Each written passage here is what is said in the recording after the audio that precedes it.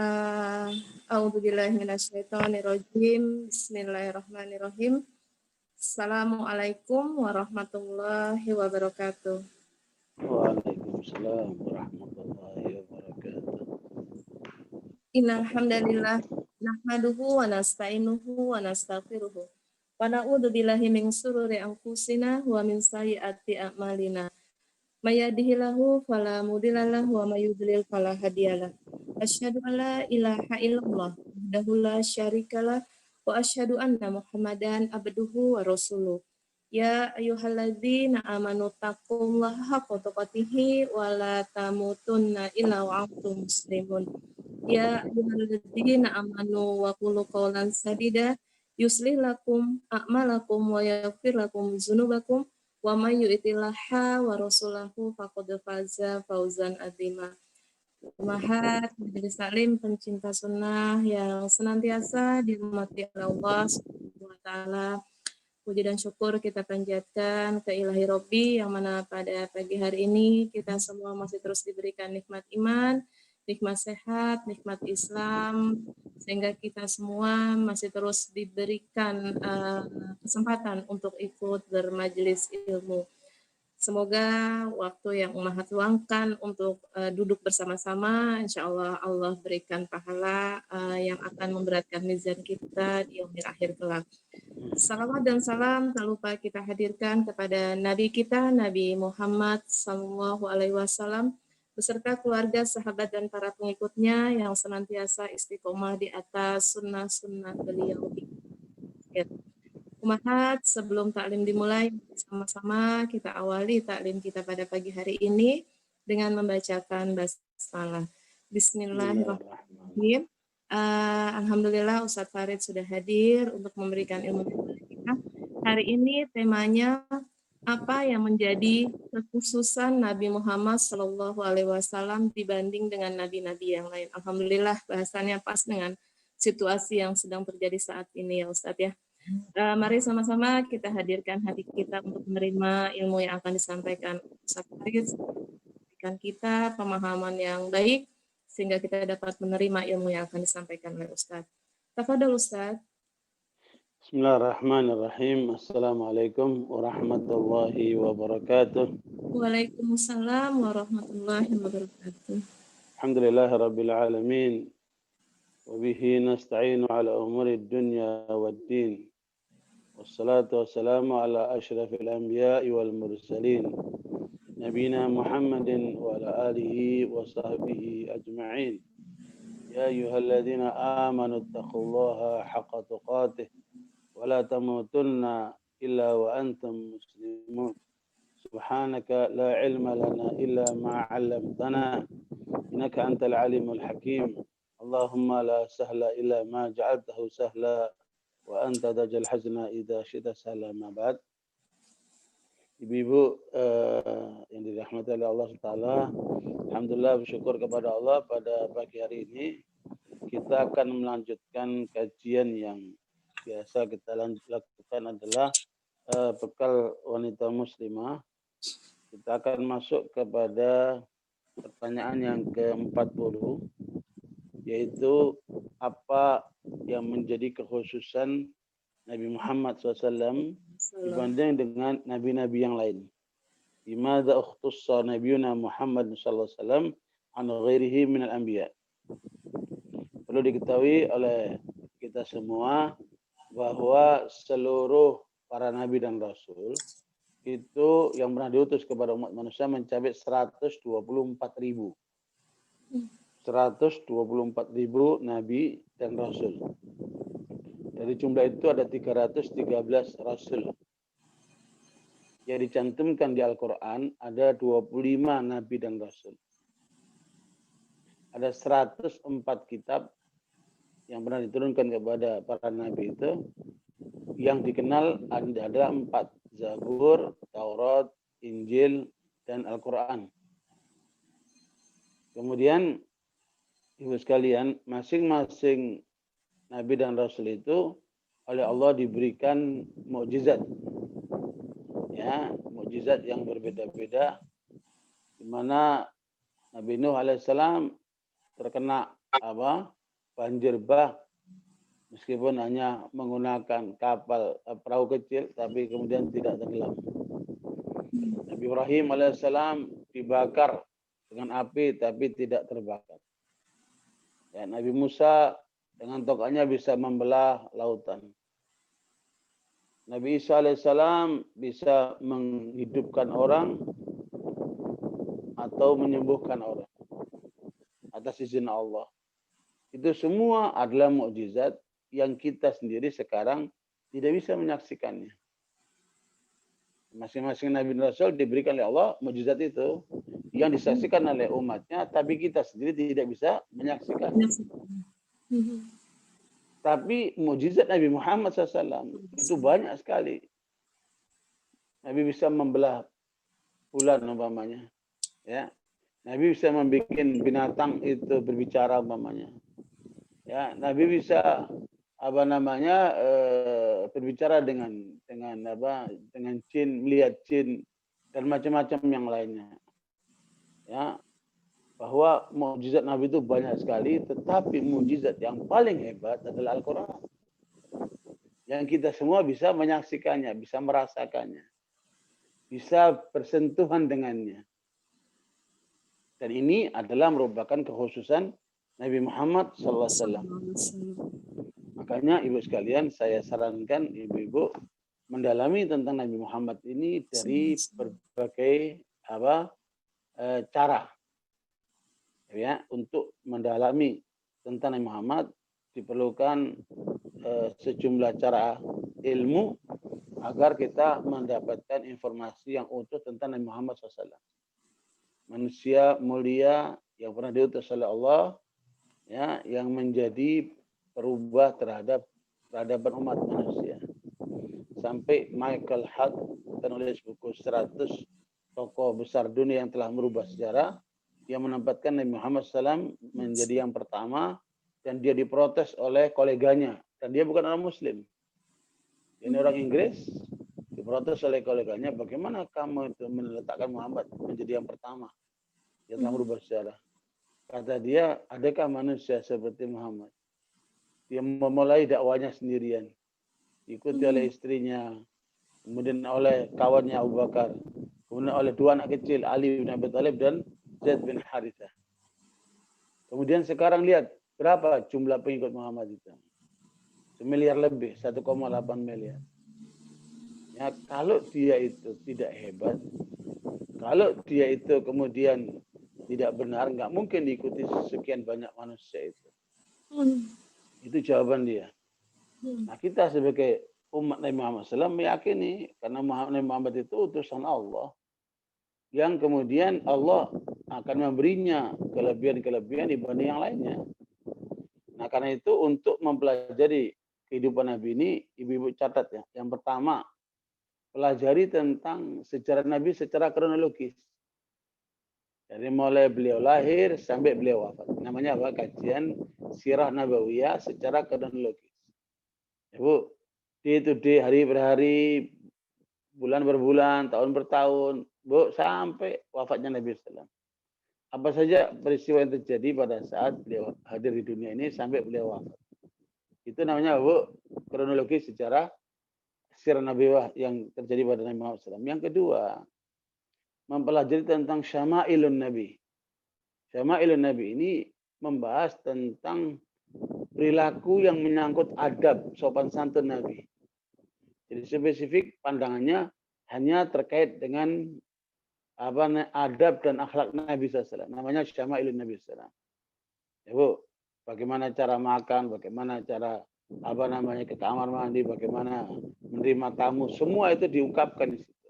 Syama'ilun Nabi. Yang ketiga adalah tentang fadailun Nabi. Ya, fadailun Nabi ini keutamaan-keutamaan Nabi. Ya, banyak sekali keutamaannya kan. Ya.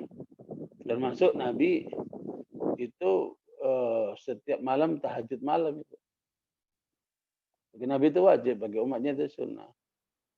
Sampai kakinya bengkak-bengkak sehingga Aisyah anha bertanya kepada Rasulullah, "Ya Rasulullah, mengapa engkau ibadah saya bengkak-bengkak begini? Padahal Allah telah mengampunkan dosamu yang lalu dan yang akan datang." Maka jawaban Nabi, afala akunu abdan syakura. Tidakkah boleh aku menjadi hamba yang bersyukur? Ya. Nah itu keutamaan Nabi ini banyak sekali. Kemudian yang keempat adalah kekhususan Nabi ini. Nah, ini yang akan kita bahas ini. Kekhususan Nabi yang tidak dimiliki oleh umat terdahulu atau yang menjadi kekhususan Nabi tidak dibolehkan untuk umatnya. Umpamanya Nabi istrinya 9. Kita nggak boleh maksimal 4. Itu kekhususan Nabi. Ya. Nah, apa saja kekhususan Nabi itu kita pelajari ke depan ini, insya Allah menjadi pelajaran supaya kita semakin cinta kepada Nabi. Ya. Nah, kemudian yang kelima, mempelajari tentang ghazawatun Nabi. Itu apa?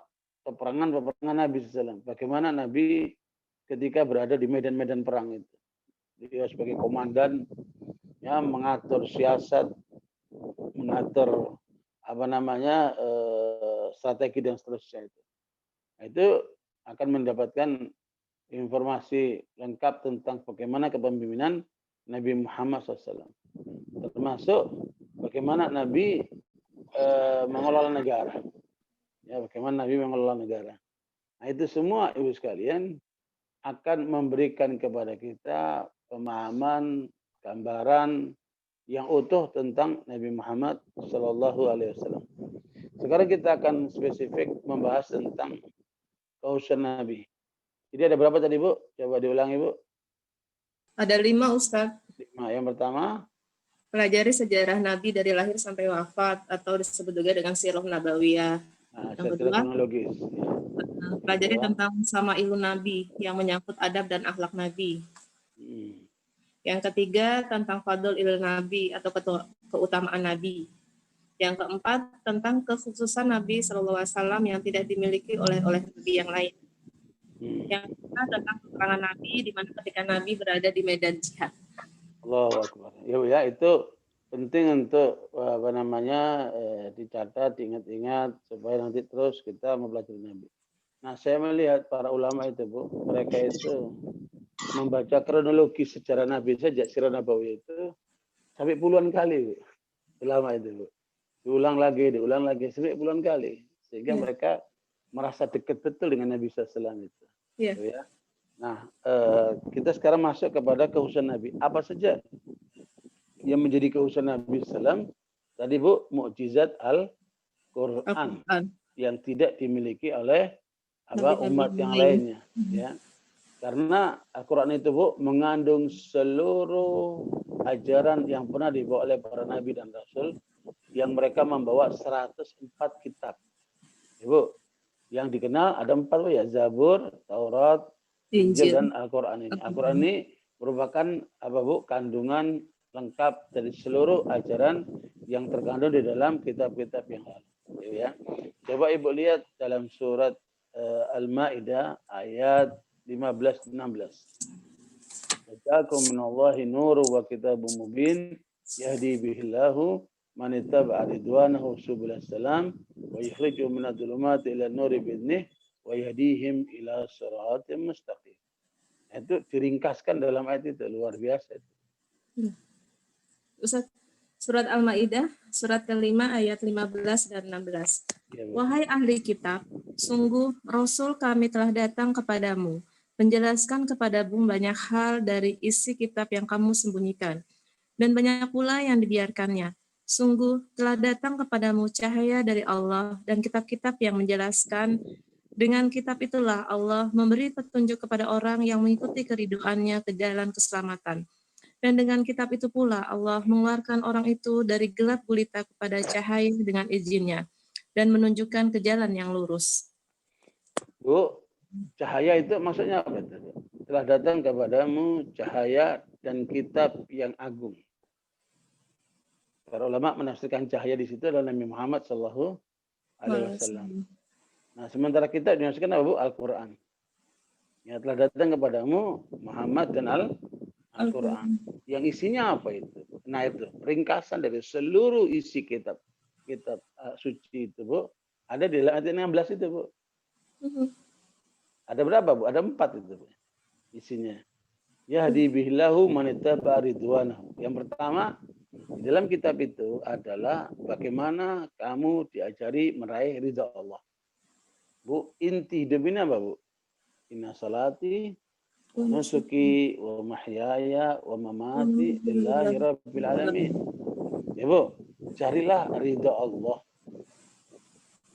Ya, makanya Ibu sekalian, misi besar kita itu, Bu. Mencari ridha Allah. Mencari ridha suami supaya diridai sama Allah. Ya, Bu, kita berbakti sama orang tua supaya diridai sama Allah. Kita sholat, puasa, zakat, haji, infak dan sebagainya supaya kita diridai sama Allah. Kita menjalankan perintah, meninggalkan larangan supaya diridai sama Allah. Jelas, Bu? Jadi misi besar kita adalah bagaimana kita diridai oleh Allah. Ya, sampai kita diajarkan oleh Nabi untuk membaca dalam sehari itu 4 kali, Bu. Kalau kita baca itu, maka kalau mati hari itu masuk surga. Raditu billahi rabba wa bil islami dina wa bi Muhammadin nabiyya wa rasul. Bu, baca itu 4 kali dalam sehari. Ketika meninggal hari itu, insya Allah masuk surga. Ya.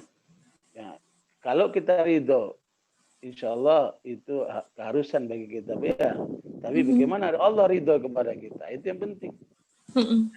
Makanya terus kita mengarah kepada meraih ridho Allah.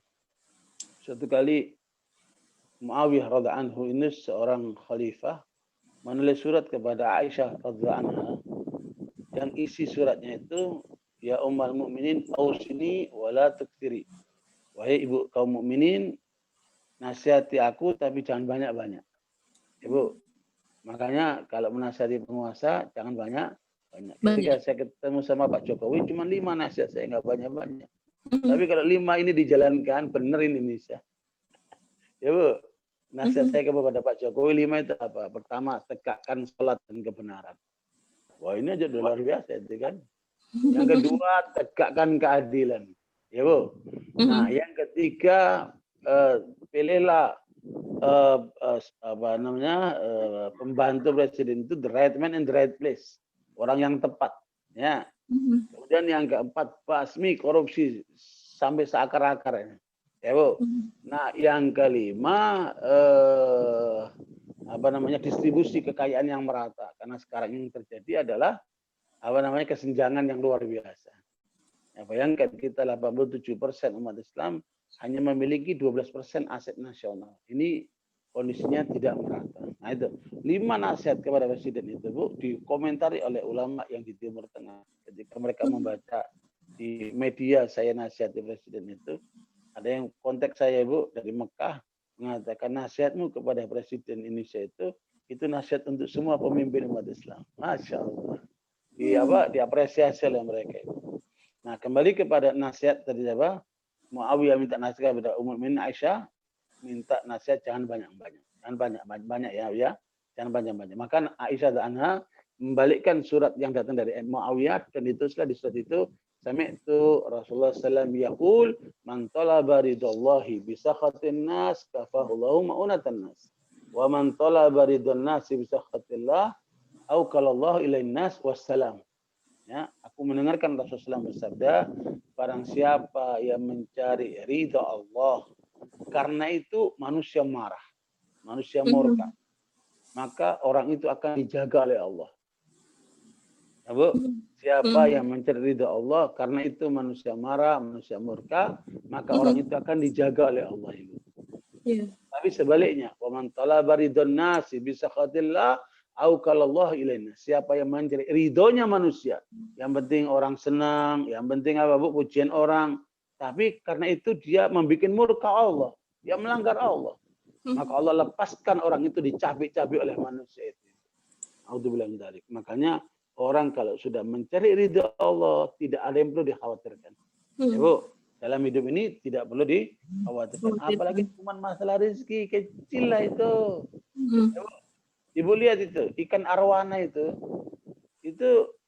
makanan utamanya apa, Ibu? Jangkrik. Ikan arwana di mana, Bu? Di air. Lah jangkrik di mana? Di bumi, di luar. Tapi Tapi itu makanan pokoknya, Bu. Jadi ada orang-orang yang akan berusaha untuk bisa miara arwana, maka dia berkewajiban mencari cangkrik. Kasih makan ikan arwana. Ibu lihat cecek itu. Cecek itu kan cuma merayap dia. Makannya cecek apa, Bu? Nyamuk. Nyamuk. Lah nyamuk kan terbang.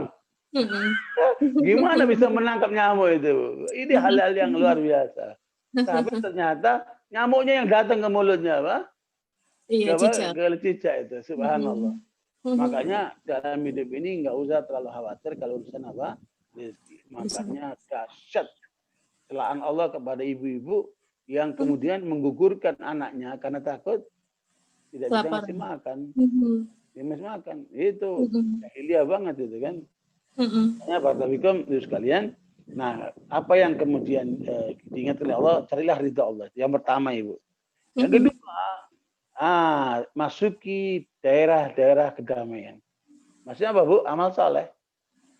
Ketika Ibu pengajian, apa Ibu rasakan? Damai. Ya, Bu. Ketika Ibu bakti sama suaminya, apa yang Ibu rasakan? Damai. Ibu, ketika Ibu didik anaknya dengan benar, supaya sholat subuh ke masjid, laki-laki itu, yang perempuan bangun pada waktu azan subuh, ya Bu, apa Ibu lihat? Rasa damai. Ketika Ibu baca Quran, rasa damai. Itu semua amal soleh itu akan melahirkan apa, Bu? Kedamaian. Tuh, subuhlas salam. Ya, Bu. Kemudian wa yukhrijuhum minadh-dhulumati ilan nur. Kitab suci itu, Al-Quran itu akan mengeluarkan manusia dari kegelapan kepada terang beneran. Ya, Bu, makanya Rasul mengatakan nawwiru qulubakum iqra Quran fi buyutikum fala taj'aluha qubura. Jadikan rumahmu itu, bacalah rumah Al-Quran di rumahmu, jangan jadikan kuburan. Kuburan itu gelap. Maka terangilah rumahmu dengan nama Al-Quran. Nah, makanya Al-Quran akan mengeluarkan manusia dari kegelapan kepada terang. Wa yahdihim ila siratal mustaqim, dan Al-Quran akan mengarahkan manusia ke jalan yang lurus. Mana, Bu, jalannya lurus? Ya, Bu, kenikmatan di dunia, kesenangan di surga. Dasarnya adalah ilmu dan amal saleh itu. Nah, ala kulli hal barakallahu itulah satu ajaran yang diberikan oleh Allah kepada Muhammad SAW dengan diberikannya Al-Quran untuk merevisi seluruh kitab suci sebelumnya. Sehingga kelengkapan ada di dalam Al-Quran. Silakan Ibu lihat surat An-Nisa ayat 174. Ya ayyuhan nas, qad ja'akum burhanum min rabbikum wa anzalna ilaikum nuran mubina. Surat An-Nisa ayat 1. Wahai manusia, sesungguhnya telah sampai kepadamu bukti kebenaran dari Rohmu atau Muhammad dengan mukjizatnya. Dan telah kami turunkan kepadamu cahaya yang terang benderang, yaitu Al-Quran. Ya, Bu. Nah, itu termasuk Al-Quran merupakan mukjizat yang Allah berikan kepada Muhammad SAW. Yang mukjizat itu bisa dirasakan sampai hari ini dan sampai akan datang. Itulah Al-Quran. Maka di Al-Quran tidak ditemukan pertentangan satu sama lain seperti di dalam Bible. Ya, Syekh Rahmatullah Hindi, ulama dari India, Ibu, itu dalam satu kesempatan Dr. Philip Binder, itu utusan Inggris di India, menantang-nantang ulama. Mana ulama kalian? Ayo kita berdebat. Bu, ayo kita berdebat. Maka Syekh Rahmatullah Hindi datang dari desa, Ibu. Kemudian dia tampil mewakili umat Islam untuk berdebat dengan Dr. Philip Binder. Ya, Bu, ternyata Syekh Rahmatullah Hindi, Bu, hafal Bible, Ibu. Sementara Ibu akan sulit menemukan pendeta yang hafal Bible. Ya, hafal, Ibu. Dalam perdebatan itu ditunjukkanlah sama Syekh Rahmatullah Hindi ini 2000 pertentangan antara Bible dan Bible. Dan kemudian debatnya itu, Bu, ditulis dalam bahasa Arab dan diterjemahkan dalam bahasa Inggris. 2000 the contradiction between Bible and Bible. 2000 pertentangan antara Bible dan Bible. Dalam bahasa Arab ditulis dengan judul Idharul Haq, menampilkan kebenaran. Idharul Haq, menampilkan kebenaran. Ya. Nah, itu 2000 pertentangan antara Bible dan Bible. Makanya kalau memang itu kitab suci, nggak mungkin ada pertentangan, nggak mungkin ada kesalahan, ya, Bu. Tapi di Al-Quran nggak ditemukan. Makanya apa kata Nabi di dalam hadis Bukhari dan Muslim, Rasulullah mengatakan begini, ma min al-anbiya nabiyyun illa u'tiya min al-ayati ma mithluhu amana alaihi al-bashar wa innama kana alladhi utituhu wahyan awha Allah ilayya fa arju an akuna aktsarhum tabi'an yaumal qiyamah. Ya, hadis riwayat Bukhari dan Muslim, Ibu. Ya, Nabi karena mengatakan tidak ada seorang pun dari para nabi itu kecuali oleh Allah diberikan apa Bu, ayat-ayat atau mukjizat-mukjizat yang karenanya para pengikutnya beriman. Manusia pada masanya beriman, ya Bu ya. Sementara yang aku diberikan, sementara mukjizat atau apa namanya ayat yang aku diberikan oleh Allah merupakan wahyu yang diwahyukan oleh Allah kepadaku, dan aku berharap karena itu maka pengikutku nanti yang akan terbanyak pada hari kiamat. Pengikut Nabi Muhammad akan menjadi pengikut yang terbanyak dari seluruh para nabi yang ada. Bahkan Nabi mengatakan nanti di akhirat nanti ada nabi cuma 2 pengikutnya, ada nabi 3 pengikutnya, bahkan ada nabi yang tidak dapat pengikut sama sekali. Sementara Nabi Muhammad SAW pengikutnya yang terbanyak dari semua umat Nabi yang lainnya itu. Bahkan Nabi berharap, Nabi mengatakan, aku berharap 2/3 penduduk surga itu akan diisi oleh umatku. Amin ya Allah. Berapa Bu? 2/3. Ya, jadi nabi-nabi seluruhnya yang lain itu hanya mengisi dengan umatnya 1/3 saja dari isi surga itu. 2/3 akan diisi oleh umat Nabi Muhammad. Makanya jangan sampai kita tidak termasuk yang 2/3 itu. Ya, untuk itu maka apa yang harus kita lakukan adalah mencintai Rasulullah SAW dan mengikuti ajarannya. Sebagaimana diterangkan oleh Allah dalam surat Al-Imran ayat 31. Qul in kuntum tuhibbunallaha fattabi'uni yuhibbukumullahu wa yaghfir lakum dzunubakum wallahu ghafurur rahim. Bismillahirrahmanirrahim. Quran Surat Al-Imran, surat ketiga ayat 31. Katakanlah Muhammad, jika kamu mencintai Allah, ikutilah aku. Niscaya Allah mencintaimu dan mengampuni dosa-dosamu. Allah Maha Pengampun, Maha Penyayang. Ibu. Nah, Barakallahu itu.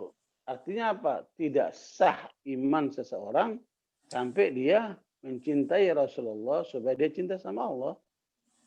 Tidak mungkin seorang itu dicintai oleh Allah kecuali dia mengikuti ajaran Nabi Muhammad sallallahu alaihi wasallam. Makanya kalau ada orang mengatakan asyhadu alla ilaha illallah terus dia berhenti, belum masuk Islam dia. Sampai dia mengucapkan wa asyhadu anna Muhammadar Rasulullah sallallahu alaihi wasallam.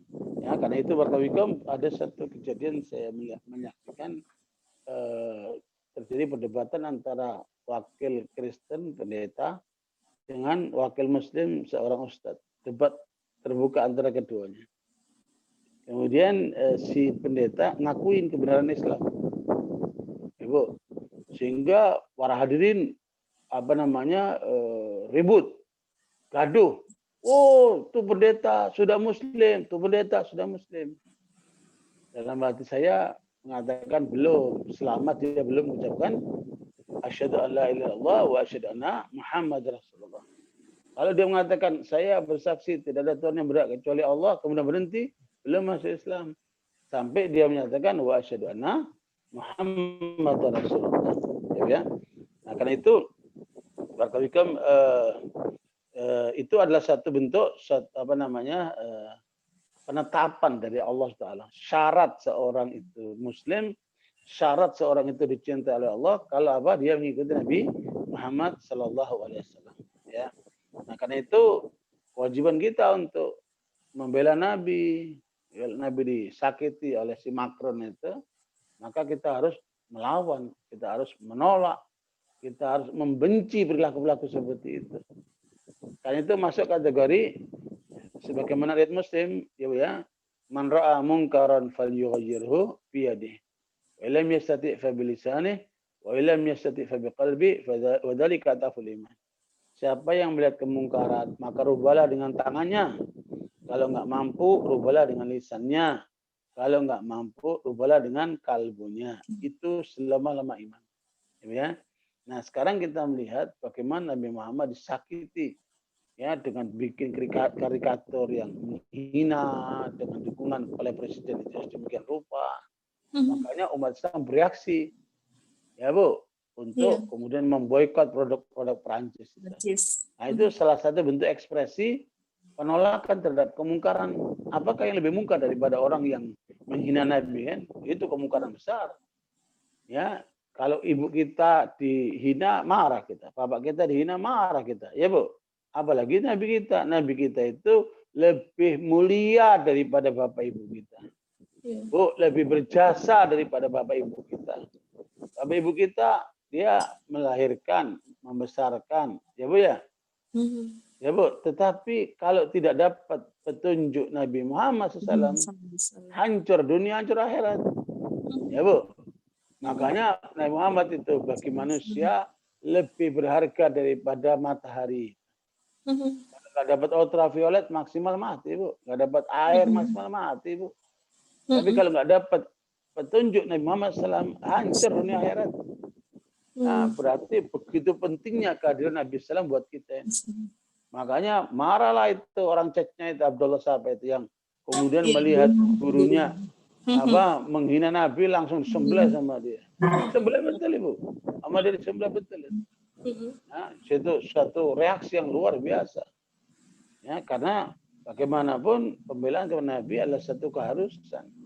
Ya, Nabi mengatakan dalam Bukhari, la yu'minu ahadukum hatta akuna ahabba ilaihi min walidihi wa waladihi wa nas ajma'in. Ya. Tidak beriman seorang dari kalian sampai aku ini Nabi Muhammad SAW lebih dia cintai daripada bapaknya, anaknya dan seluruh manusia. Ya Bu, jadi kita lebih mencintai Muhammad daripada orang tua kita, anak kita, keluarga kita. Harus letak di atas itu Bu. Coba Ibu lihat surat At-Taubah ayat 24. Qul in kana aba'ukum wa abna'ukum wa ikhwanukum wa azwajukum wa ashiratukum wa amwalun iqtaraftumuha wa tijaratun takhshawna kasadaha wa masakinu taradawnaha ahabba ilaikum minallahi wa rasulihi wa jihadin fi sabilihi fatarabbasu hatta ya'ti Allah bi amrih wallahu la yahdil qaumal fasiqin. Surat At-Taubah ayat 24 ya Ustaz. Bismillahirrahmanirrahim. Quran surat At-Taubah. Enggak boleh bismillah situ. Oh iya, At-Taubah. Surat ke-9 ayat 24. Katakanlah jika bapak-bapakmu, anak-anakmu, saudara-saudaramu, istri-istrimu, keluargamu, harta kekayaan yang kamu usahakan, perdagangan yang kamu khawatirkan kerugiannya, dan rumah-rumah tempat tinggal yang kamu sukai, lebih kamu cintai daripada Allah dan Rasul-Nya, serta berjihad di jalannya. Maka, tunggulah sampai Allah memberikan keputusannya, dan Allah tidak memberi petunjuk kepada orang yang fasik. Ya Bu. Nah itu apa namanya satu bentuk apa namanya ketetapan dari Allah. Ada 8 hal yang menjadi perhatian manusia Ibu. Orang tua, anak, saudara, pasangan, suami atau istri, keluarga besar, ya Bu, harta yang dikumpulkan, perdagangan yang dikhawatirkan kalau bangkrut, ya Bu, kemudian tempat-tempat tinggal, villa dan sebagainya. Ini si dunianya kan ini Bu ya, yang dikejar oleh manusia. Itu harus kita kalahkan dengan cinta kita kepada Allah, dengan cinta kita kepada Muhammad SAW, dengan cinta kita untuk berjuang membela Islam. Harus kita kalahkan itu 8 hal itu. Bahkan kalau perlu 8 hal itu kita gunakan untuk mencari ridha Allah, untuk mengikuti ajaran Muhammad, untuk membela Islam. Seperti itu. Ya. Nah, itulah yang kata Nabi, nanti di akhir zaman manusia ini, umat Islam itu banyak tapi kayak buih. Kenapa waktu itu? Ya wahai Rasulullah, karena Allah angkat rasa takut musuh-musuh Allah kepada mereka dan mereka terkena penyakit wahan itu Bu, hubud dunia itu Bu, ya 8 tadi itu Bu. Dia lebih cinta kepada 8 hal tadi itu daripada membela Allah, Rasulnya dan membela Islam. Hmm. Sehingga karena itu akhirnya mereka takut mati. Karena memang yang dikejar cuma duniawi saja. Gitu. Jelas ya? Makanya itu merupakan satu peringatan kepada kita. Kita mendahulukan Rasulullah di atas segala-galanya yang kita miliki. Nah, jadi kembali kepada tema kita, Nabi Muhammad SAW itu dijadikan oleh Allah keutamaannya kekhususannya itu di atas seluruh para nabi dengan diberikan kitab suci. Al-Quran maksudnya ya, sebagai mukjizat yang bisa dirasakan oleh umat manusia. Oke, di dalam riwayat Imam Ahmad, Ibu sekalian, dalam riwayat Imam Ahmad dari hadis Wasilah bin Asqa, bahwa Nabi SAW bersabda, "U'titu makana tara as-sab'." Ya, kata Rasulullah, aku diberikan oleh Allah Al-Quran itu 7 surat pertama, ya Bu, 7 surat pertama itu adalah isi kandungan Taurat. Yaitu dari Al-Baqarah sampai Taubah Ibu. Surat-surat panjang dari Al-Baqarah sampai Taubah itu merupakan isi kandungan Taurat. Waktu itu makana Zabur al-Mi'in. Setelah itu surat-surat yang jumlahnya ratusan ayat setelah Al-Taubah itu, Bu, maka itu adalah merupakan isi daripada kitab suci Zabur. Ya, Zabur dibaca apa, Bu? Nabi Allah Daud, ya Bu ya. Kemudian waktu itu maka Injil Al-Masani. Aku diberikan Injil itu kandungannya sampai sebelum surat Qaf itu, Bu. Nah, dari Qaf wafuddiltu bil mufassal. Aku diberikan keutamaan dengan mufassal. Mufassal itu dari Qaf sampai terakhir itu, Bu. Jadi dari surat Qaf sampai terakhir itu tidak ada di dalam kitab suci lain. Itu hanya ada di dalam Al-Quran. Kelengkapan yang Allah berikan kepada Muhammad melengkapi seluruh kitab suci yang pernah dibawa oleh para nabi dan rasul. Jelas, Bu? Nah, itu Nah, berikutnya apa yang menjadi kekhususan Nabi, Ibu sekalian? Allah berikan kepada Muhammad 2 ayat di bagian terakhir surat Al-Baqarah.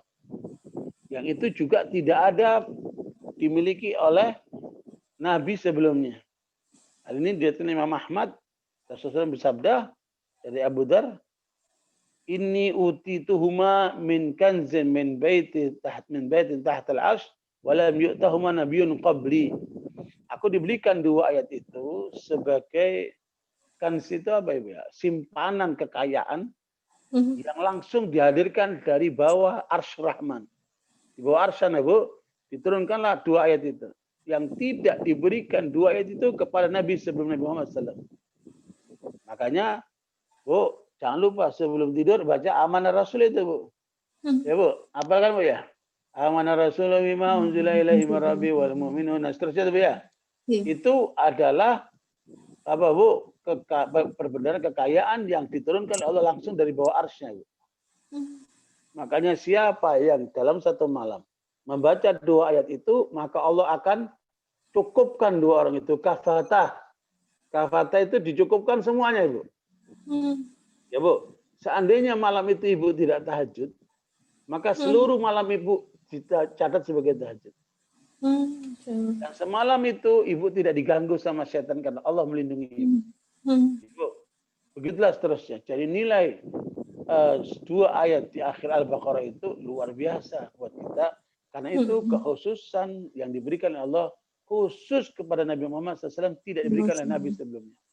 Lalu, makanya jangan lupa itu untuk senantiasa dibaca, dihafalkan karena kekhususannya itu. Oke, lanjut. Kekhususan yang lain, Ibu. Al-Quran oleh Allah dijamin. Ya, Bu, dijamin apa, Bu? Keutuhannya, kesuciannya dari upaya manusia untuk mengurangi dan merubah. Inna nahnu nazzalna dzikra wa inna lahu lahafidun. Ibu lihat surat Al-Hijr ayat yang ke-9. Surat Al-Hijr ayat 9. Itu termasuk kekhususan Nabi Muhammad SAW yang tidak diberikan kepada nabi yang lainnya atau umat kepada yang lainnya karena Allah sendiri yang akan menjaga Al-Quran itu. Quran Surat Al-Hijr ayat 9. Sesungguhnya kamilah yang menurunkan Al-Quran dan pasti kami pula yang akan memeliharanya.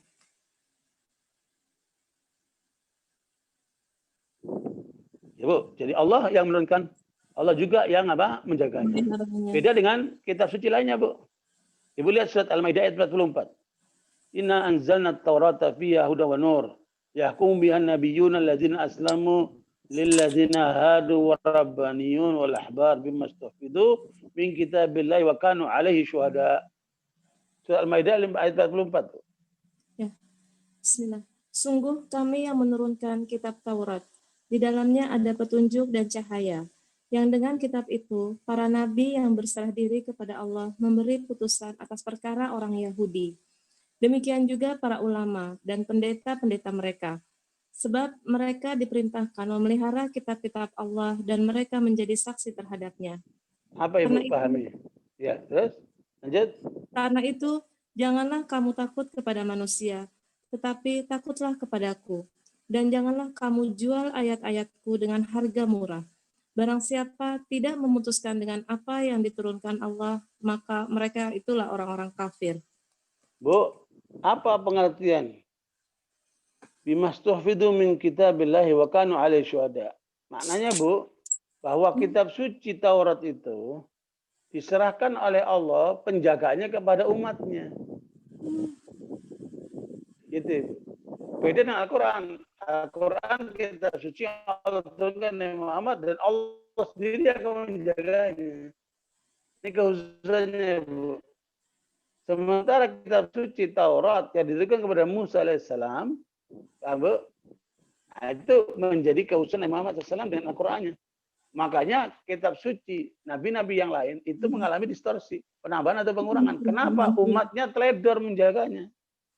Tapi kalau Al-Quran, seandainya umat Islam itu teledor, maka Allah tetap menjaganya dari segala upaya untuk mendistorsinya itu. Karena terjaganya Al-Quran oleh Allah SWT. Makanya ketika Syiah mencoba untuk mengacak-ngacak Al-Quran, ya, dengan mengatakan Quran yang sebenarnya ada 17.000 ayat. Sementara Quran yang ada ini kan 6.236. Terus berarti 3 kali lipat dong Al-Quran yang aslinya itu. Nah, itu kebongkarlah Ibu sekalian. Ya, bahkan saya punya kitab Syiah yang mengungkap tentang 1045 riwayat dari imam-imam Syiah yang mengatakan Quran yang sekarang ini sudah mengalami penambahan dan pengurangan, mengalami distorsi. Tahrif namanya. Akhirnya dibongkar semua itu. Hancurlah Syiah itu gara-gara itu. Ya, kalau umat Islam sadar bahwa kemudian Syiah itu memiliki keyakinan ada kitab suci lain selain Al-Quran, pasti akan meninggalkan Syiah itu. Ya, dan itulah yang terjadi di Sampang, Ibu. Pada waktu peristiwa pertikaian antara Syiah dan Sunni yang di Sampang, kan akhirnya diputuskan oleh pengadilan sampai Mahkamah Agung, Bu. Dan pihak Syiah dipersalahkan karena mereka meyakini ada kitab suci lain selain Al-Quran. Karena Al-Quran yang ada ini dianggap tidak lengkap. Sebenarnya itu sudah menjadi lembaran negara itu. Karena ingkrah itu putusan pengadilan. Harusnya pemerintah menjadikan itu sebagai panduan. Tapi kenyataannya tidak. Kenapa? Pandainya orang Syiah itu menipu, bertakiyah gitu, Ibu. Ya. Makanya itu menjadi satu kelemahan mereka. Begitu pula Ahmadiyah, Ibu. Ahmadiyah itu mengaku punya kitab suci lain, Bu, selain Al-Quran. Namanya Tadhkirah. Saya juga punya itu fotokopinya itu. Jadi waktu Soekarno datang ke India, itu dia nanya sama ulama, apa yang kalian butuhkan dari India? Ya, kemudian Pak Nasir minta tolong Pak Soekarno usahakan bisa mendapat kitab sucinya Ahmadiyah. Akhirnya Soekarno minta sama mereka di sana, dikasihlah itu Tadhkirah itu. Ya, namanya Al-Kitabul Muqaddas, kitab suci yang dibuat oleh Ghulam Ahmad, yang isi Tadhkirah. Nah, kita baca ternyata Al-Quran dibaca betul itu, Bu. Kalau Al-Quran mengatakan inna anzalnahu fi lailatul qadar, dia bikin inna anzalnahu fil qudyan. Al-Quran itu kitab suci yang dimiliki oleh Ahmad itu diturunkan di Qudyan. Jadi isinya pembacakan Al-Quran. Makanya ketika itu diungkap, runtuhlah itu Ahmadiyah itu. Ya, makanya Al-Quran menjadi panduan buat kita untuk supaya mengungkap kejahatan orang-orang itu ketika mereka memanipulasi apa? Al-Quran. Kenapa? Karena Allah sendiri yang menjaganya. Nah, ini termasuk keutamaan yang Allah berikan kepada Nabi Muhammad Shallallahu Alaihi Wasallam.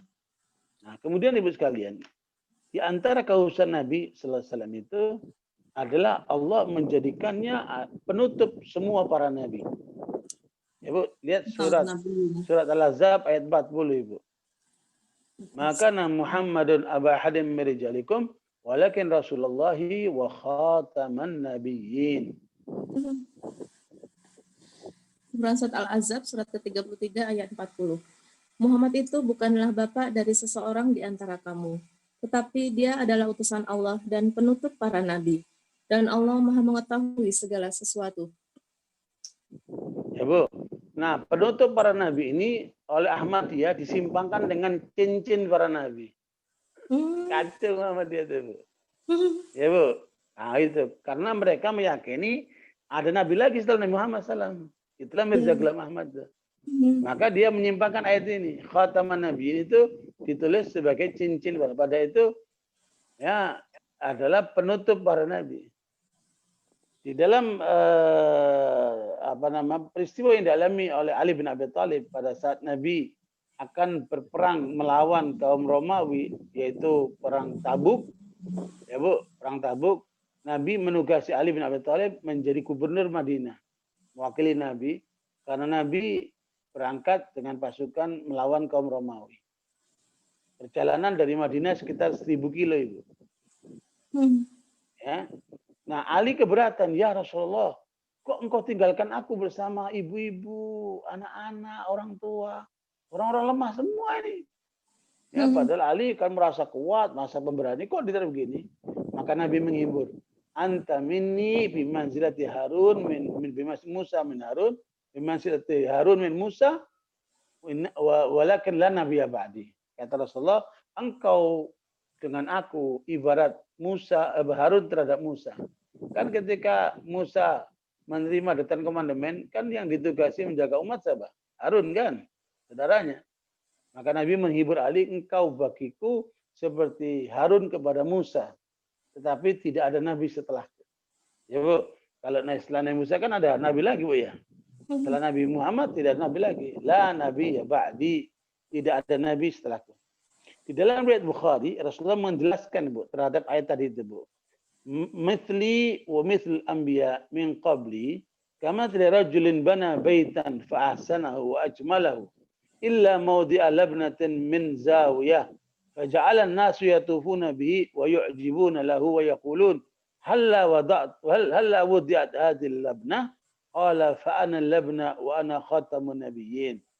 Dalam riwayat Imam Bukhari, Ibu sekalian, Rasulullah SAW bersabda bahwa permisalanku dengan permisalan para nabi-nabi sebelumku ibarat seorang yang membangun rumah, ya Bu, sehingga dia bikin bagus rumahnya. Kecuali satu lubang yang belum tertutupi di rumah itu. Sehingga orang-orang melihat, wah bagus banget rumah ini. Cuman sayang ada satu lubang yang belum ditutupi. Maka akulah yang menutup lubang itu dan akulah penutup para nabi. Lalu akulah penutup apa? Para nabi. Subhanallah. Nah, karena itu Ibu sekalian, ini merupakan kekhususan Nabi Muhammad SAW disebabkan Nabi sebagai penutup para nabi. Ya. Nah, kemudian yang ketiga, berikutnya, yang ketiga Bu ya. Jadi tadi berapa Bu?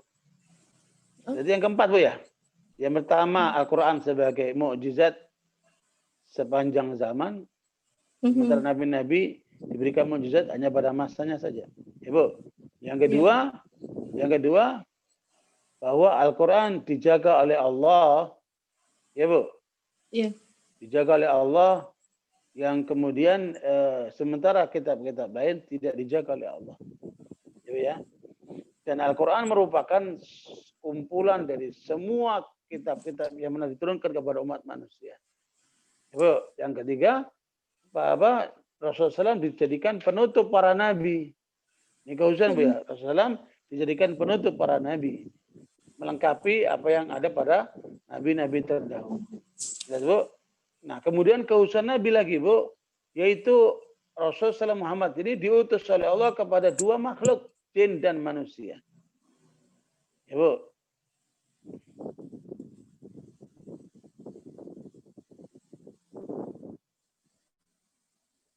Tunggu, Bu. Coba Ibu lihat surat Al-Furqan ayat yang ke-1. Tabarakalladzi nazzala al-furqana ala 'abdihi liyakuna lil 'alamina nadhira. Al-Furqan. Kata Maha Suci Allah yang telah menurunkan Furqan atau Al-Quran kepada hambanya Muhammad, agar dia menjadi pemberi peringatan kepada seluruh alam, jin dan manusia. Nah itu, Bu. Berarti apa, Bu? Jin dan manusia menjadi wilayah dakwah Rasulullah Muhammad SAW. Ibu-ibu pernah dakwain jin nggak? Enggak. Ya, baru manusia aja, Bu, ya kita, Bu, ya. Sebenarnya kita udah dakwain jin, Bu. Cuman Ibu nggak sadar aja. Ya, Bu. Ibu lihat, kalau kita ngisi kajian di Majlis Taklim ibu-ibu, ya, Bu, di Majlis Sunnah Ibu ini kan, Cinta Sunnah ini kan, Yes. nanti ada ibu yang tidur. Ya, Bu. Jin. Itu yang tidur siapa itu? Jinnya, Bu. Jinnya suruh tidur. Nah, sementara yang nggak tidur, yang dengerin, itu jinnya ikut dengerin juga itu, Bu. Kenapa, Ibu? Setiap manusia itu ada satu jin di dalam dirinya, Ibu. Makanya keliru itu para peruqyah itu. Keluar kamu, pergi kamu, ngusir jin gitu. Lah, jin itu rumahnya di situ. Setiap orang ada satu jin. Itu hadis itu Muslim, Ibu. Setiap manusia ada satu jin di dalam dirinya. Nah, tergantung bagaimana manusia itu mengendalikan si jin ini. Maka di dalam diri kita ini, Bu, ada tarik menarik antara pengaruh manusia dan pengaruh jin dan pengaruh malaikat, Ibu. Malaikat ngajak kepada kebaikan, setan jin ini ngajak kepada keburukan. Kalau kemudian Ibu lihat ada jamaah ibu-ibu waktu pengajian tidur dia, berarti pengaruh apa itu? Pengaruh jinnya pengaruh ibu itu supaya nggak dengar ustaz. Ya. Itu berarti kita juga bisa mendakwai jin. Gitu. Makanya ketika ibu baca Quran, pengaruh jinnya melemah dia. Ya, ketika ibu menjaga wudhu, pengaruh jinnya melemah. Ketika ibu mengikuti kajian seperti ini, pengaruh jinnya melemah. Tapi ketika ibu tidur, kemudian adzan subuh, waktunya sholat, ibu nggak bangun, pengaruh jinnya menguat.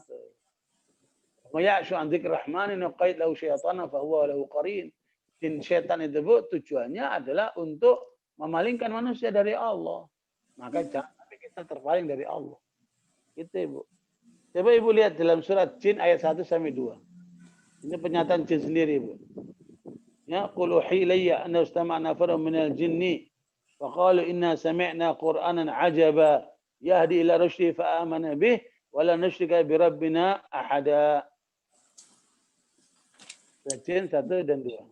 Bismillahirrahmanirrahim. Katakanlah Muhammad, telah diwahyukan kepadaku bahwa sekumpulan jin telah mendengarkan bacaan lalu mereka berkata, kami telah mendengarkan bacaan yang menakjubkan yaitu Al-Quran, yang memberi petunjuk kepada jalan yang benar. Lalu kami beriman kepadanya dan kami sekali-kali tidak akan mempersekutukan sesuatu pun dengan Rob kami. Bu, itu pernyataan jinnya, Bu. Berarti jin di sini kan dia mendengarkan dia akhirnya masuk Islam, Bu. Berarti jin itu ada dua. Ada jin kafir, ada jin Muslim. Nah, Aisyah radhiyallahu anha bertanya kepada Rasulullah, ya Rasulullah, kalau setiap orang ada jinnya, bagaimana dengan Anda? Ya, di dalam diri saya ada satu jin, tapi Allah membantu saya menundukkan jin ini sehingga dia tidak mengganggu saya. Tugas kita, Ibu, bagaimana kita tundukkan jin dalam diri kita masing-masing itu, sehingga tidak mempengaruhi kita. Ya, kalau Ibu diberikan pilihan, apakah Ibu mau ke kafe atau mau ke pengajian? Kalau Ibu cenderung ke kafe, berarti jin Ibu mendorong ke situ. Jadi jin itu punya peranan di situ, membisikin kita. Jelas itu, Bu, ya? Iya, Ustaz. Rasulullah adalah kemudian bisa berbicara kepada jin, menyampaikan dakwah kepada jin. Nah, kita nggak bisa langsung. Kecuali kalau orang kesurupan bisa Ibu. Mhm. Kalau kesurupan kita bisa meruqyah dia, kemudian jin itu akan bicara, kita ajak bicara, kita dakwain. Ada kejadian begini Bu.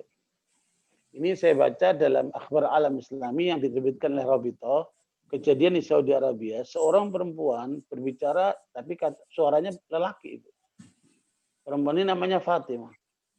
Tapi yang keluar suaranya laki. Orang tuanya berusaha untuk mendatangi ulama-ulama untuk bisa diruqyah atau diusirlah pengaruh jin yang di dalam diri perempuan ini. Tapi para ulama usana itu keberatan semuanya. Sampailah orang tua itu datang ke bin Bas. Syekh bin Bas ini mufti Saudi. Kata Syekh bin Bas, saya akan terapi anak ini, tapi harus di hadapan para ulama. Karena lo ingin mengajarkan juga kepada yang lainnya, Bu. Dikumpulkanlah para ulama, Ibu. Kemudian dihadirkanlah perempuan ini. Syekh bin Bas kemudian bertanya, kamu siapa? Bu, nggak langsung diruqyah, Bu. Diajak bicara Syekh bin Bas. Kamu siapa? Oh, saya dari India, kata dia. Suaranya laki. Terus agama kamu apa? Hindu. Kenapa kamu datang ke perempuan ini? Ya saya cinta sama dia. Jawabannya dia gitu, Bu. Nah, kamu tahu nggak perempuan ini muslimah? Kok kamu ganggu dia? Apa itu muslimah, kata dia? Muslimah itu mengikuti agama Islam. Apa itu agama Islam? Agama Islam ini agama yang Allah turunkan kepada Nabi Muhammad SAW untuk menyelamatkan manusia dan jin supaya benar di dunianya, selamat akhiratnya.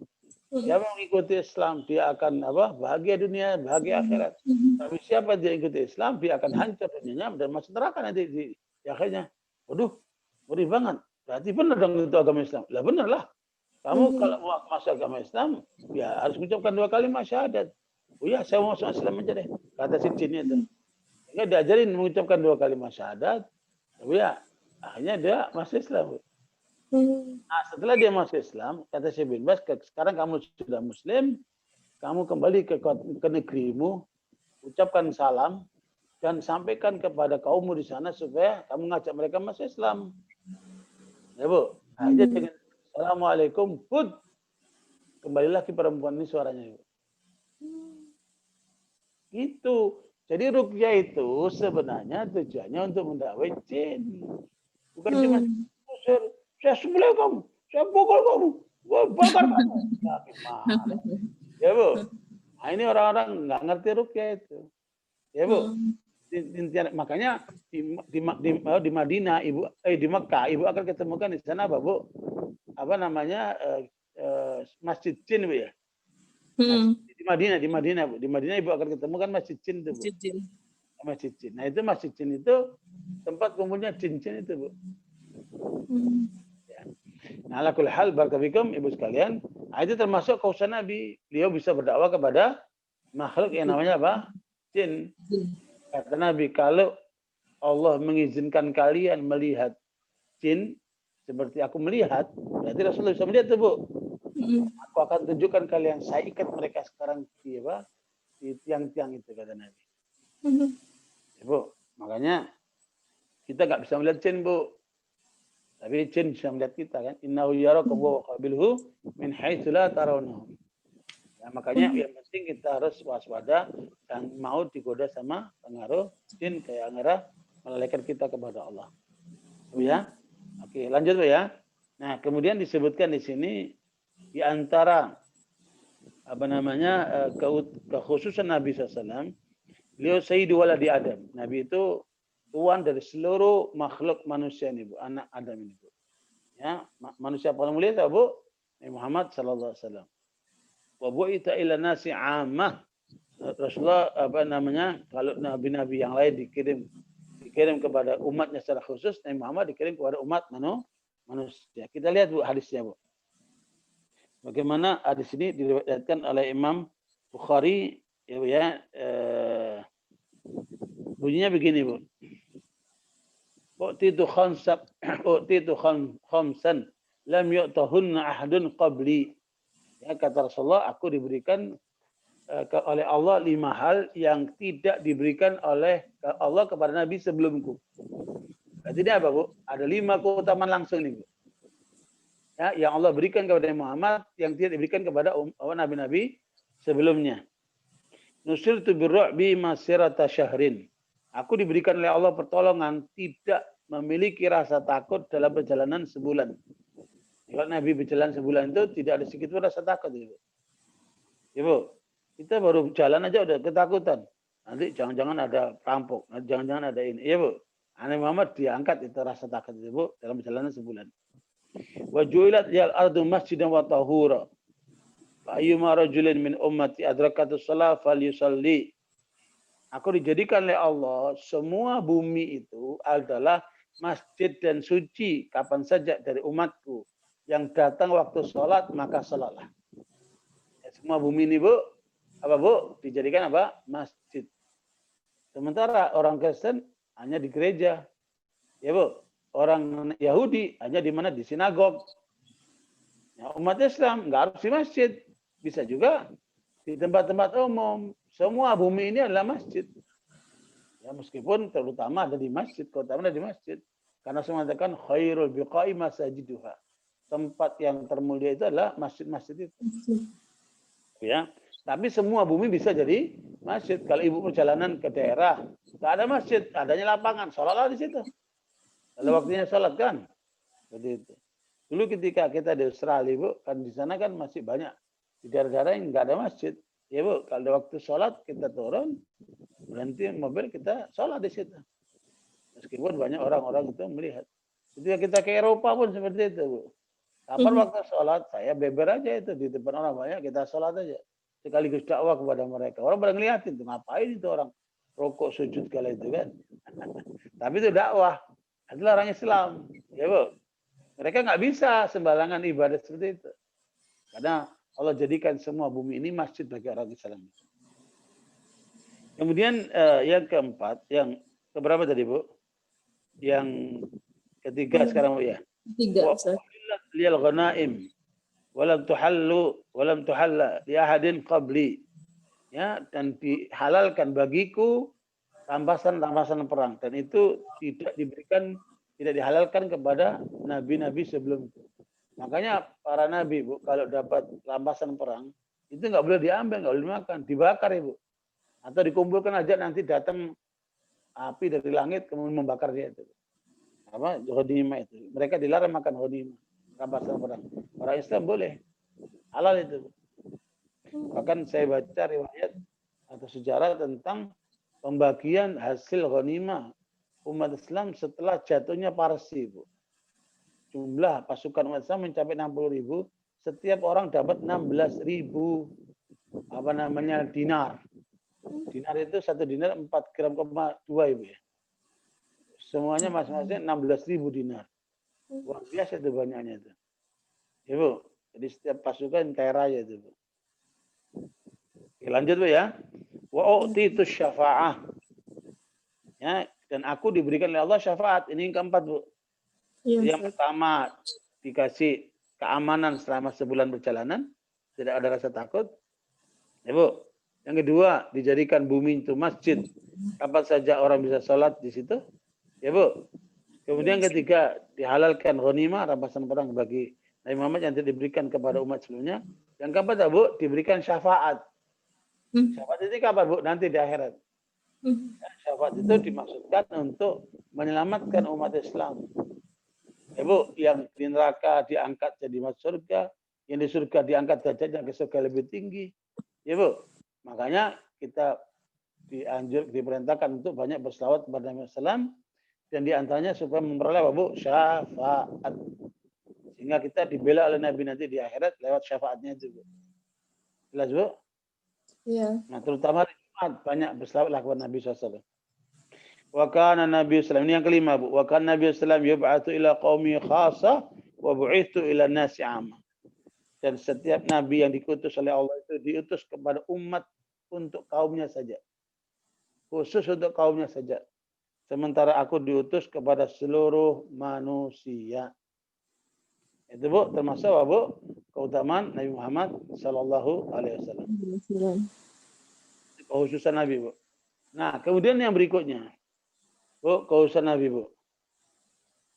Apa itu, Bu? Diberikannya hari Jumat. Ya, Bu. Ibu lihat surat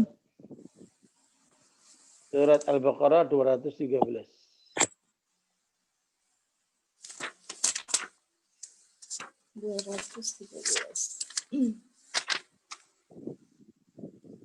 Al-Baqarah 213. Manusia itu dahulunya satu umat. Lalu Allah mengutus para nabi untuk menyampaikan kabar gembira dan peringatan.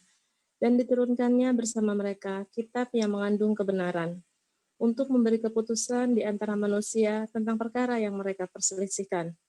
Dan yang berselisih hanyalah orang-orang yang telah diberi kitab setelah bukti-bukti yang nyata sampai kepada mereka, karena kedengkian di antara mereka sendiri.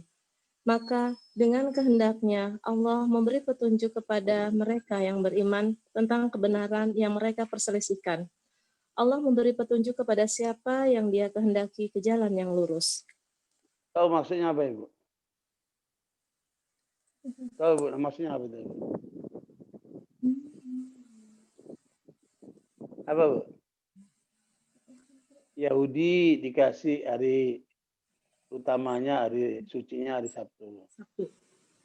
Nasoro dikasih hari utamanya hari Minggu. Makanya orang Yahudi itu, Bu, kalau hari Sabtu itu mereka sudah tidak mau bertransaksi, nggak mau beraktivitas yang duniawi, fokus mereka untuk ibadah. Demikian Ibu lihat orang Nasoro.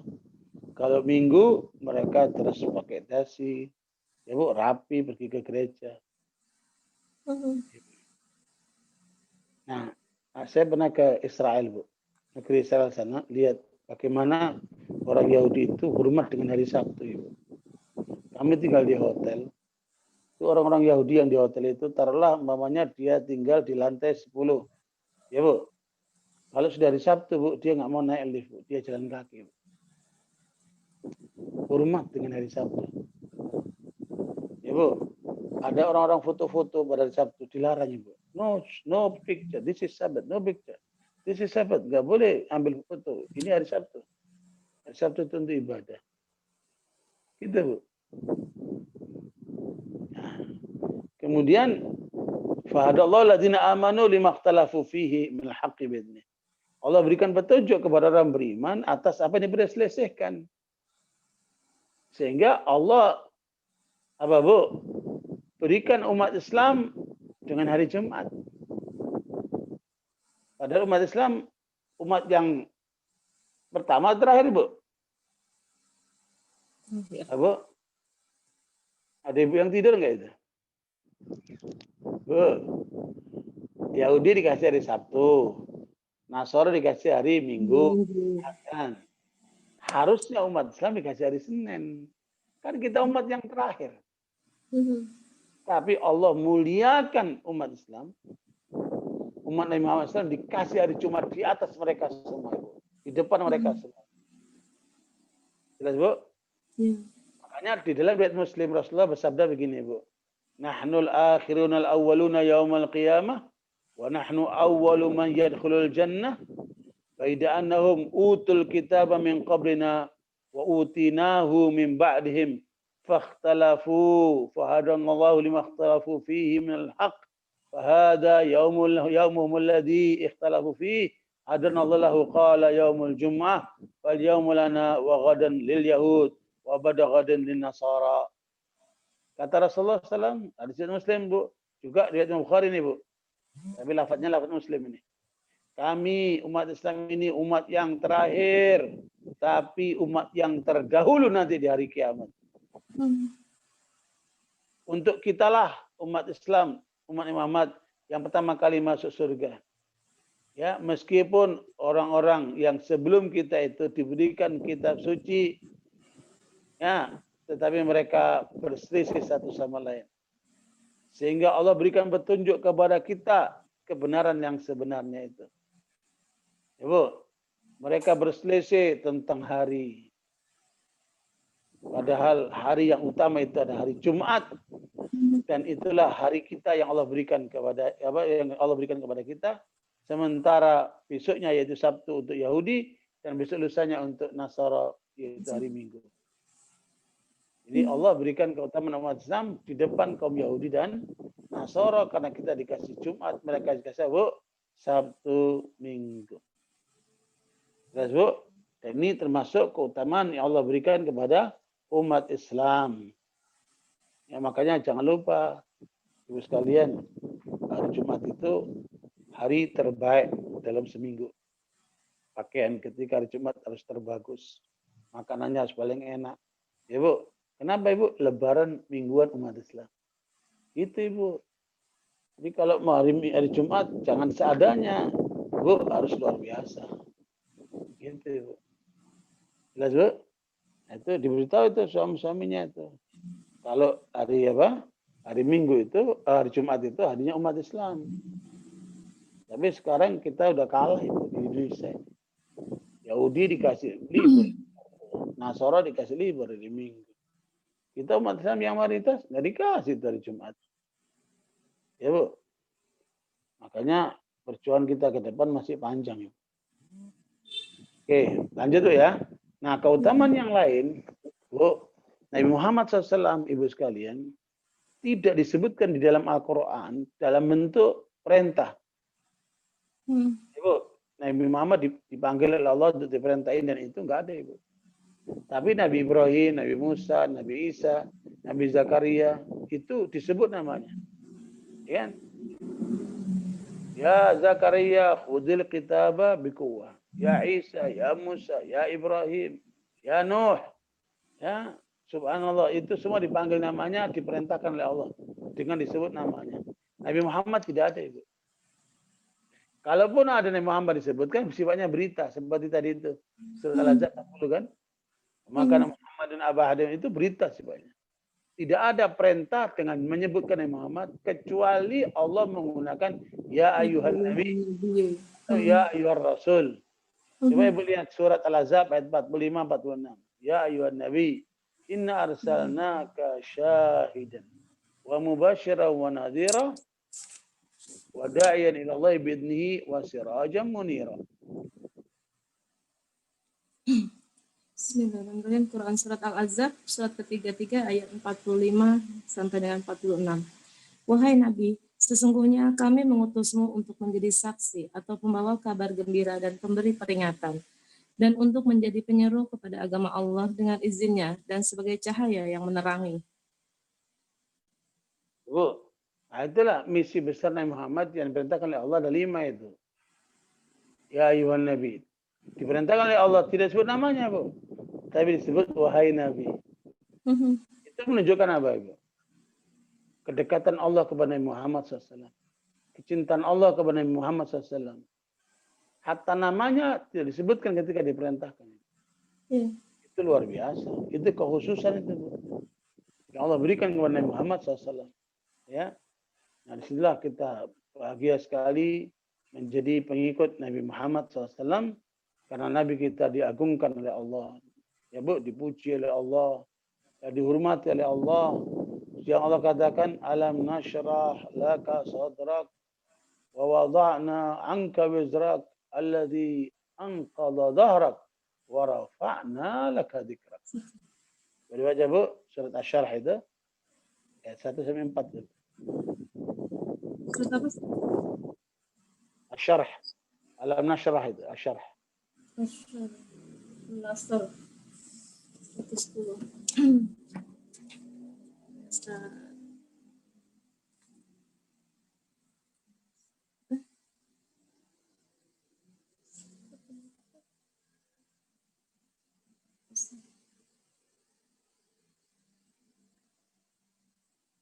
94.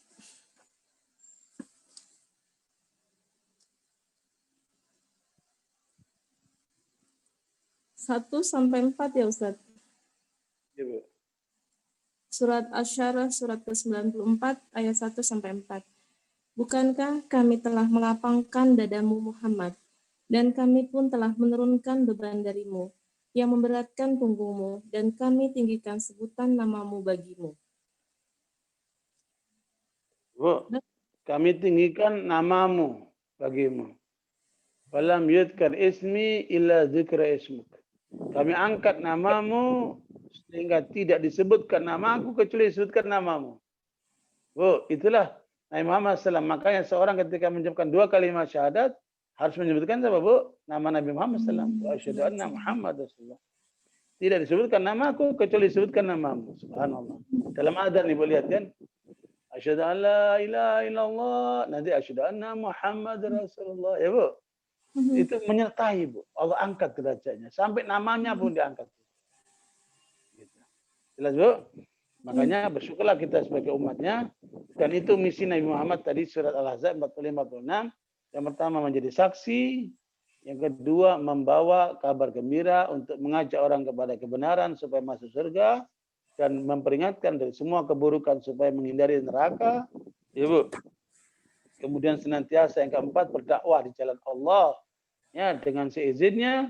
Dan yang kelima menjadi contoh. Sehingga menjadi lampu penerang. Bu, kalau jadi dai harus jadi contoh.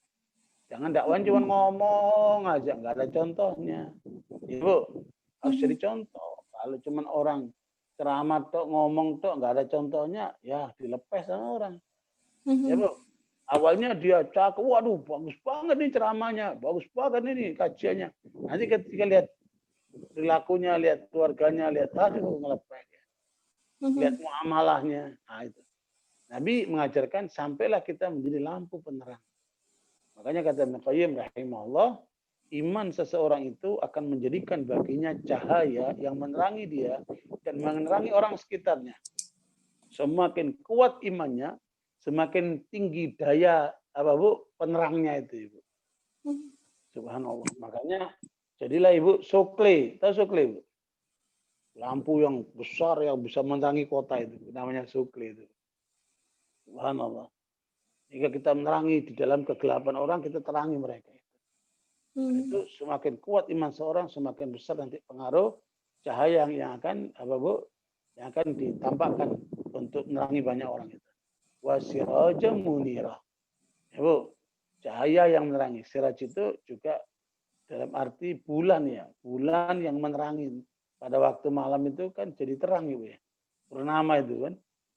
Ibu, purnama itu menjadi terang ketika gelap gulita, maka muncullah bulan yang purnama itu dan akan menerangi langit dan bumi saat itu kan. Nah, seperti itulah seorang dai itu, Bu. Ya, kata Nabi, taraktukum alal mahajjatil bayda, lailuha kana hariha, la yazighu anha illa hari. Aku tinggalkan kalian di atas petunjuk yang malamnya seperti siangnya, terang benerang.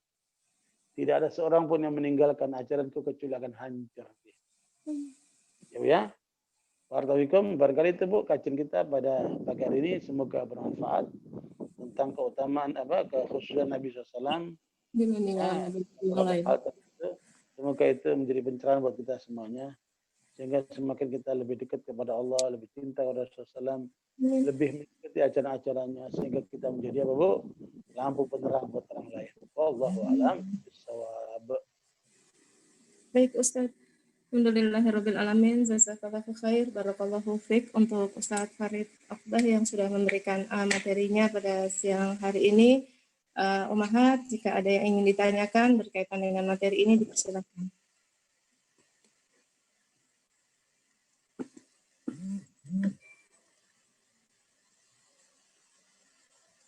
Jika ada yang mau bertanya, dipersilakan.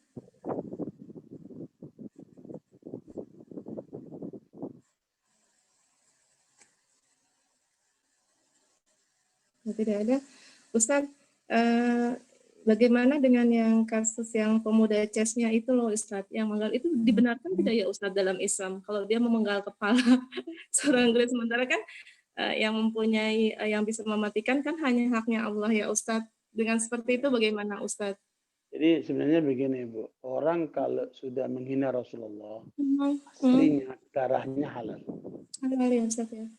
Jadi orang kalau sudah menghina Rasulullah, apa Bu? Halal. Halal. Darahnya halal. Tinggal siapa yang akan mengeksekusi dia. Kalau secara hukum Islam, kalau hukum Islam aku ya Bu ya, itu wilayah pengadilan. Pengadilan akan memutuskan dan pengadilan akan menghukum. Nah, karena si pemuda itu yang dari chatnya itu pemuda itu tidak di Di Perancis. tenda. Dan di sana hukum Islam nggak jalan, dia jalanin sendiri rupanya, Bu. Iya. Iya. Sebenarnya nggak begitu. Itu menjadi wilayah hukum pengadilan, dan itu harus ada kekuasaan. Tapi karena itu darahnya halal, ya mudah-mudahan sesuai dengan niat anak itu Allah terima amalnya. Karena pernah terjadi di masa Rasulullah itu ketika di Madinah. Kalau di Mekah kan Rasulullah juga banyak dihina, banyak dinista, banyak dibully. Nabi dalam posisi lemah. Nabi tidak membalas. Ketika Nabi memiliki kekuatan di Madinah, ada Ka'ab al-Ashraf namanya yang suka menghina Nabi, memojokkan Nabi, mengganggu Nabi. Maka Nabi bertanya kepada para sahabat, siapa yang siap mengeksekusi dia malam ini? Kata Awad Maslamah, saya ya Rasulullah. Laksanakan. Malam itu dibunuh sama Awad Maslamah. Tapi Nabi sudah punya kekuatan, punya kekuasaan. Jadi itu sebenarnya wilayah kekuasaan, bukan wilayah perorangan kita. Tapi karena dia melihat di sana belum jalan hukum Islam, ya mungkin berinisiatif sendiri dia. Tapi sebenarnya itu bukan wilayah perorangan. Eksklusif wilayah pengadilan, wilayah kekuasaan. Yang kedua, Ibu lihat surat Al-Hijr ayat 95, Ibu. Al-Hijr 95. Al-Hijr 95. Fasda' bima tu'mar wa'arid al-musyrikin inna kafainaka al-mustahzi'in. Sesungguhnya kami memelihara engkau Muhammad dan dari kejahatan orang yang memperolok-olok engkau. Itu. Ya. Jadi artinya Allah sendiri akan membalas.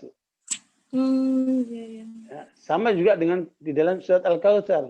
Inna a'tainaka al-kautsar fasholli li rabbika wanhar inna syani'aka wal abtar. Orang yang menghujat kamu, memperolok kamu, dia akan hancur ya. Dia mengajarkan Allah. Jadi nanti Allah akan pasti menghinakan itu.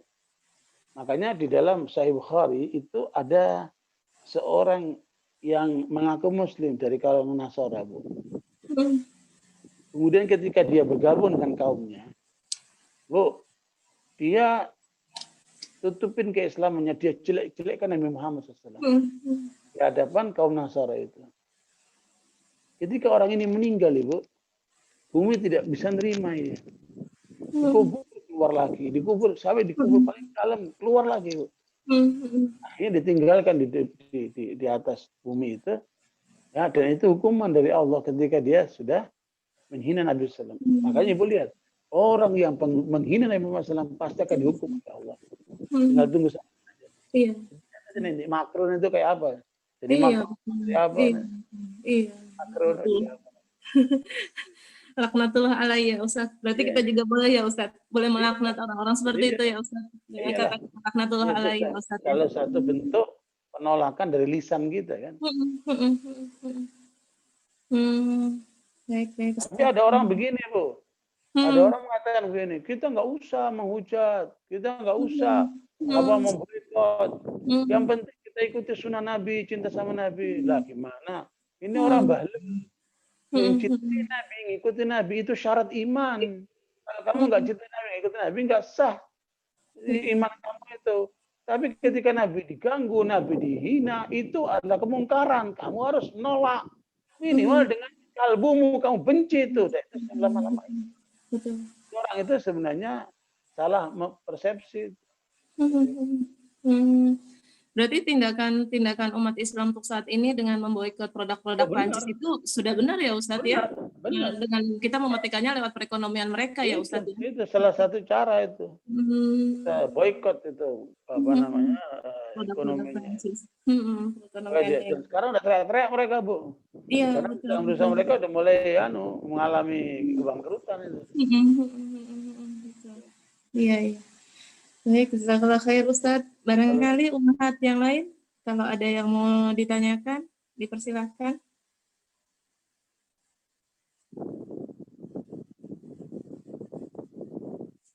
Kalaupun tidak tema juga tidak apa-apa, barangkali ada yang mau ditanyakan juga tidak apa-apa di luar tema. Kalau tidak ada, saya cukupkan ya kajian kita pada pagi hari. Kayaknya tidak ada lagi yang bertanya ya Ustaz. Iya, alhamdulillah. Ya, alhamdulillah. Barakallahu fiik.